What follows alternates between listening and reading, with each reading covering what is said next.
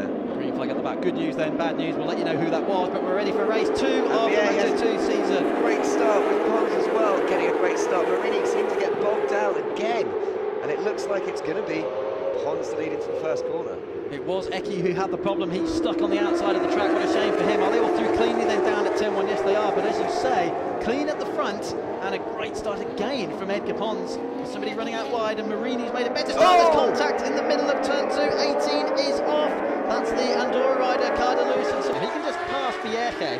I reckon he might be able to have a go here at Pons. And as I say, a rider with a little more point to prove as much, with the potential to deliver on. You know, everyone's been talking about Odegaard as a future World Championship rider, and he did fill in, obviously, in the most recent Moto2 race. 4 points, wasn't it, Axel Pons? So Edgar Pons' brother, he has that relationship with him. But it looks already like Edgar Pons is setting about gapping them at the front. But these three, surprisingly, already have put at least, I'd say, half a second between them and Marini. Not Bones here in the commentary box. It sounds quite windy out there. Yeah. I wonder if that's having playing in as a factor here. Well, yeah, you mentioned earlier the flags in the grandstand that were being blown to pieces. So you can even see the guy with the starting flag trousers being blown in the wind. This time, look at this. It's Rimini versus San Paolo in the battle for 4th. It's Marini just keeping Granado at bay, but maybe not for long. It's incredible to see the gap already back to Marini, isn't it? But you're right. I think Granado's going to make a move. But saying that, behind him as well with Alejandro Medina. Maybe just dropping off a little. Turn 4, sorry, out of 3 into 4, and look at that. Another moment for Marini. Now, he had a big moment here in race 1. He crashed at that corner as well last year in Moto3, so I suggest it's not the favourite corner for Marini. As you mentioned, it's such a tricky corner because you're coming down the hill under brakes, having to get the brake stop, turn it in, and then add to the fact there's a big bump in the middle of it, and it has a negative camber and runs away from it. It's so easy to get it wrong there.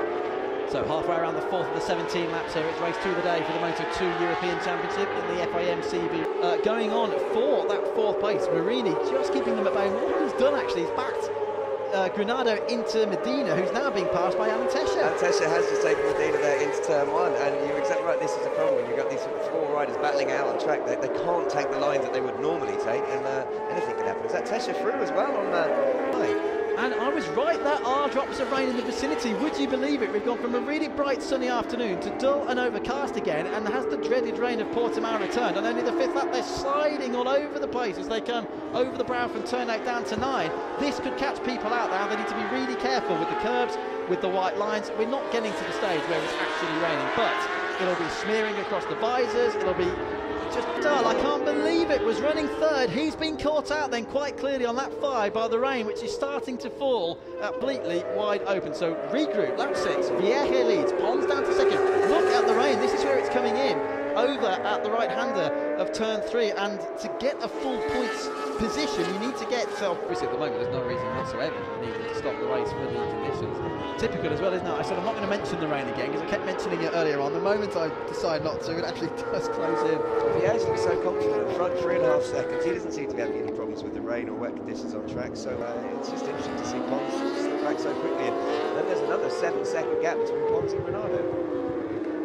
Well, if it finishes like this, of course, we will have these two tied on championship points, won't we? We'd have 45 points apiece for Pons, who won the first race, from Vieje. They're the other way around now. Granado's still in 3rd place. Marini's a 2nd behind him, or at least he was, as they started the lap. So as you say, they're coming through to start lap 9. You've still got the rain flags out there down to turn 1. I suppose Pons is just thinking, as that group flashes past our window, Pons is just thinking, maybe I'll just settle for 2nd here, knowing I am the championship leader at the moment. Look at this fight going on leading Marini, sorry, but Nagashima making a move on Tetra there, down. Ooh, I think it's come down, it has come down dramatically. 1.3. Well, that's remarkable. It's come down by 3 seconds. What is going on? What a strange race. Quicker than that. Happy Vieje at 2-minute 1.4. Every time they come round, the conditions are slightly different, and now the red flag has gone out, so it's exactly as we were wondering. They've waited for Luke makes his way down to Parc Ferme. What a strange, disjointed race that was, and I hope actually we find out at some point what actually happened, because we didn't see, and we obviously looked so confused. Look in the background, you've got blue sky on the right, you've got a massive dark cloud on the left. That pretty much sums up the story here.